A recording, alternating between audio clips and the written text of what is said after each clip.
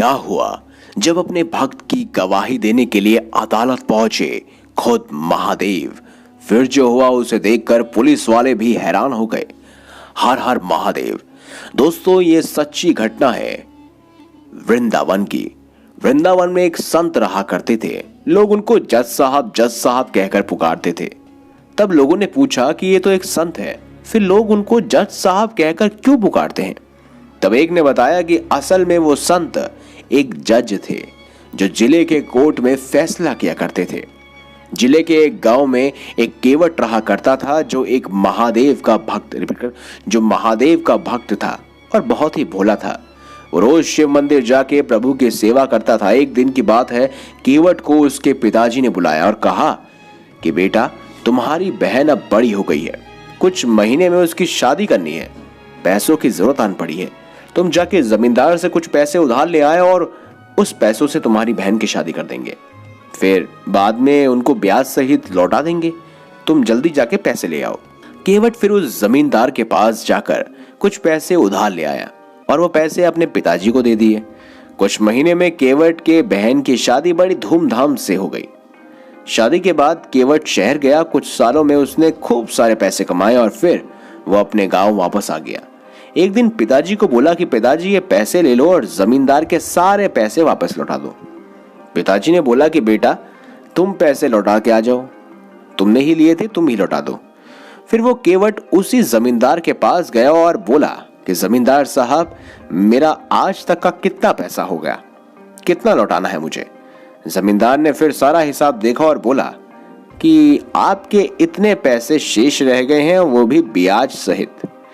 केवट ने वो सारे पैसे उसी समय लौटा दिए। फिर जमींदार ने उसे एक पर्ची दे दी जिसमें लिखा था कि केवट ने मेरा सारा हिसाब चुकता किया है, अब इसका कुछ भी क्षण बाकी नहीं है। जमींदार बोला, केवट, ये पर्ची देख लो। तब केवट बोला, नहीं साहब जी, आप पर भरोसा है, आपसे पैसे भी लिए थे और पैसे चुका भी दिए, ये तो भरोसे की बात हुई। जमींदार फिर से बोला, एक बार देख तो लो कि इस पर्ची में लिखा क्या है। केवट ने कहा, नहीं साहब जी, वो तो शंकर भगवान ही जाने। जमींदार ने सोचा कि ये केवट काफी भोला है, क्यों ना इससे ज्यादा पैसे कमा लूं। फिर जमींदार ने दूसरी एक पर्ची निकाली और उसमें लिख दिया कि केवट ने मेरे पैसे अब तक नहीं लौटाए हैं, और पहली वाली पर्ची एक पुस्तक में रख दी। अब दूसरे दिन जमींदार ने केवट के घर पर एक पर्ची भेज दी जिसमें लिखा था कि अगर मेरे सारे पैसे नहीं लौटाए तो मैं कोर्ट में केस कर दूंगा। ये देख के केवट और उसके पिताजी घबरा गए। वो समझ गए कि जमींदार उनको फंसाने की कोशिश कर रहा है। वो लोग अपनी जिद पर अड़ रहे और उन्होंने सारा पैसा लौटा दिया है, वो ये मानते रहे। कुछ दिन बाद जमींदार ने केवट के ऊपर जिले के कोर्ट में केस कर दिया। कुछ दिन बाद केवट को कोर्ट से समन्स आ गया। अब तो केवट को कोर्ट में हाजिर होना ही था। वो दिन आ गया जब केवट को कोर्ट में हाजिर होना था। केवट पहले शिव के मंदिर में गया और वहां से कोर्ट गया। कोर्ट में उसको जज साहब ने पूछा कि केवट, तुमने जमींदार के पैसे क्यों नहीं लौटाए भाई? तब केवट बोला, जज साहब, मैंने सारे पैसे लौटा दिए हैं, ये जमींदार झूठ बोल रहा है। तब जज साहब बोले, पैसे लौटाते समय तुम्हारे अलावा कोई और वहां पर मौजूद था या नहीं? तब केवट बोला कि हाँ, शंकर भगवान जाने, वही उस समय मौजूद थे। जज साहब बोले कि वह शंकर नाम का कोई व्यक्ति मौजूद था क्या? केवट बोला, हाँ हाँ, मेरे शंकर वहां मौजूद थे, उनको सब पता है। तब जज साहब बोले कि ये शंकर जी कहाँ रहते हैं, उनका पता बताओ। तब केवट बोला कि वह मंदिर में रहते हैं। जज साहब ने सोचा कि कोई पुजारी होगा जिसका नाम शंकर है। जज साहब ने शंकर के नाम का वारंट निकाला और अपने सिपाहियों से बोला कि वारंट लेके उस मंदिर में जाओ और शंकर जी को कहो कि वो कल हाजिर हो जाए। सिपाही तुरंत वारंट लेकर निकल गया। कुछ देर बाद वो मंदिर पहुंच गया। पुजारी से बोला कि हाँ, शंकर नाम का व्यक्ति कौन है, उनके नाम पे वारंट आया है, जाकर उनको बुलाओ। तब पुजारी बोला कि शंकर जी तो स्वयं महादेव है। तब सिपाही बोला कि ये वारंट उनके नाम पे है, उनको कोर्ट पे हाजिर होना पड़ेगा। फिर पुजारी ने वो वारंट लिया और शिव जी के चरणों में रख दिया और बोला कि हे प्रभु, आज तक आपके चरणों में कई सारे पकवान, आभूषण, वस्त्र आए, मगर आज पहली बार एक वारंट आया है। प्रभु, अपने भक्त की लाज रखना, उसे बचा लेना। आखिर वो दिन आ ही गया जब प्रभु को कोर्ट आना था, वो भी गवाही देने। केवट सवेरे सवेरे मंदिर गया, प्रभु के दर्शन किए और बोला कि शंकर जी, आपको पता है ना, आज आपको कोर्ट में आना है, वो भी गवाही देने। मैं आपका इंतजार करूंगा।